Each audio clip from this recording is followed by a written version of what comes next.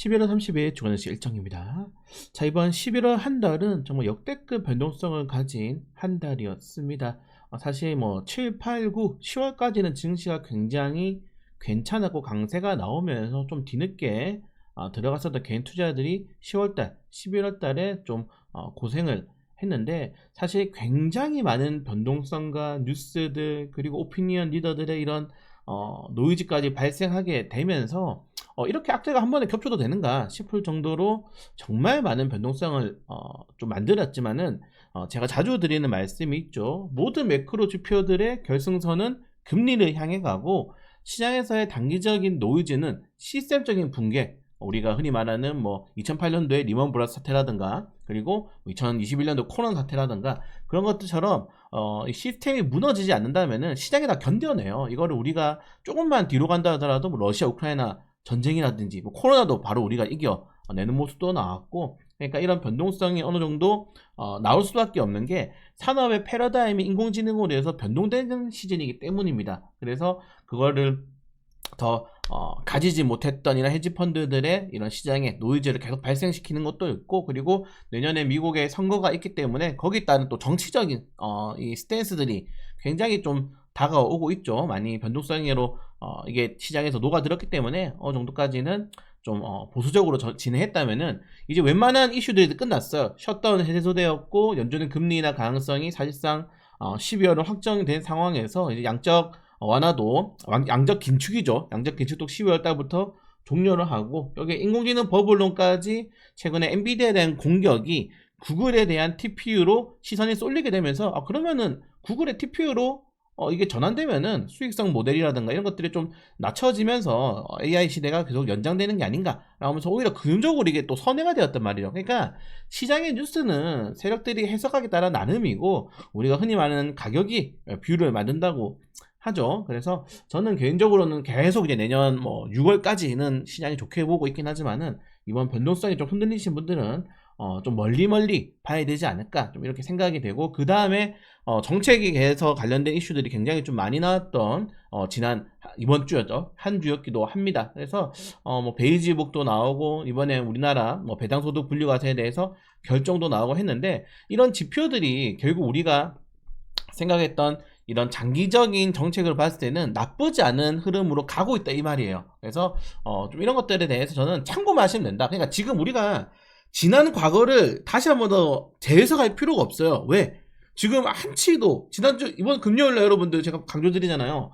코스피가 저렇게 빠지는데 코스닥이 3%는 거는 나 주식 10년 안도 처음 본다. 그러니까 지금 모두가 새로운 영역에 들어가는 거예요. 코스피도 그렇고 코스닥도 그렇고. 그러니까 과거의 지표들이 완전히 무의미하다고 말씀드리지 않겠지만은, 그걸로 보면서 시간을 낭비할 필요가 없다. 새롭게 지금 시행할 정책이라든가 이런 산업의 전환에 맞는 기업들을 그냥 그 시간에 찾고 분석하는 게 더 빠르게 좀 시장에 적응할 수 있는 방법이지 않을까. 그래서 지금 저는 과거 지표들은 좀 과감하게 버리려고 계속 노력을 하고 있습니다. 저도 제 매매 법칙이 사실은 컨센서스 대비해가지고 저평가된 종목들, 거기에 프로그램 매수가 계속적으로 붙고 있는지, 아니면 기관 금융투자 연기금에서 어느 정도 매수 추체가 있는 것인지. 그러니까 저는 과대납폭주를 좋아한단 말이에요. 아니면 컨센서스 대비 떨어진 주식들. 근데 지금은 그런 컨센이 먹히지가 않는 시장이에요. 과성장주. 왜? 금리 인하를 하기 때문에. 그래서 제가 막 이런 것들 이렇게 의미가 없어요. 말을 하다 보니까 결국에는 이렇게 보시면 지난주에 성장주 올랐고, 리튬주도 실적에도 다 안 나와요. 근데 리튬주도 올라가고 있고, TPU 이거 실적 나온 게 그나마 반도체죠. 반도체 관련주 올라가고 있고. 그러니까 지금은 정말 뉴스 이슈 한 줄, 그리고 SNS 한 줄의 시장이 그냥 너무 크게 변동성이 나오기 때문에, 이런 뉴스를 계속적으로 끌고 갈 수 있는 성장주 플러스 수급을 가져갈 수 있는 끼 있는 종목들 사야 돼. 끼 있는 종목들. 그래서 대기업이랑 연관되어 있는 주식들, 인큐베이팅 할 수 있는 주식들, 정부 정책 나올 수 있는 주식들, 이제 12월 달에 또 국민펀드 나오죠. 그런 것들을 본다면은 약간은 지금은 재무적으로는 좀 부진할 수 있더라도 강력한 턴어라운드를 한다든지, 아니면 정부 정책의 한 중심에 있는 주식들 위주로 계속적으로 공략을 하는 게 조금 더 좋지 않을까, 이렇게 말씀을 드리고 싶습니다. 그래서 제가 이거 영상을 저도 한 2번 정도 찍다가 이제 마지막인데 막 이런 거 설명했어요. 막 연준 통화 정책도 설명하고, 이거 패드워치도 보시면은 한 달 전엔 66%, 71%, 어제 60, 86%, 금리 인하 확률이 높아질 때마다 지수가 오르더라. 막 차트도 올려드리고 했는데 다시 제가 듣고 보니까 의미가 없는 거야, 과거 지표는.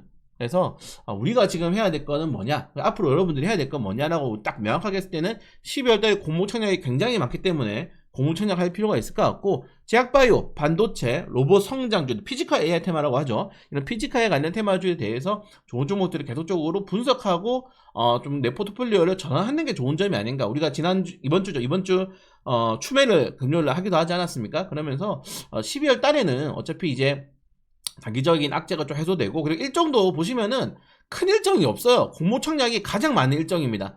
지금 여기 있는 일정들로는 시장의 방향성을 변동시킬 수가 없어요. 그래서 결론적으로는 시장의 금리가 결정이 되었고 연준 인사들의 블라가 기간이 들어갔기 때문에 저는 계속적으로 공모 청약하면서 주도주 들어오는 거 계속적으로 공략한다. 그 대신에 내가 산 주도주가 그 시장의 중심 주도주가 아니었을 경우에는 빠르게 리밸런싱 하거나, 아니면은 다음 주도주 타이밍이 올 때까지는 분할 매수 천천히 하면서 대응하시는 것도 저는 괜찮다고 생각됩니다. 그래서 여러분들 포트폴리오를 주말 동안에 한 번 더 확인할 수 있는 시간이 조금 더 맞지 않나, 그리고 공모 청약을 할 수 있게 증권사 계속적으로 계좌 만들어 두시는 것도 좋은 시간을 보낼 수 있을 것 같습니다. 그래서 지금 과거 지표 전혀 볼 필요가 없다. 요약은 이번에 새로운 지금 시대가 거의 나오고 있기 때문에, 이게 보시는 것처럼 정말 이렇게 한 줄 뉴스, 이것도 뭐 오피셜에 나온 게 아니죠. 뉴스 딱 2개 뜨자마자 고스닥 쪽으로 완전히 가버렸잖아요. 그래서 지금은 대응의 영역이지 뭐 절대 시장에 대해서 선제적으로 준비를 할 수 있는 건 아니기 때문에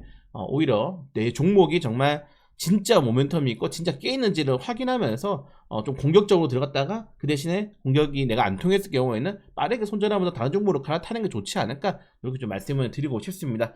네, 아무튼 이번에는 뭐 일정 이슈 이런 것들보다는 결국 12월부터 시작되는 이런 정부 정책이라든가 뭐 윈도우 드레싱이라든가 이런 것들에 대한 리밸런싱을 조금 더 신경 쓰면서 다음 달 준비하시면 좋을 것 같습니다.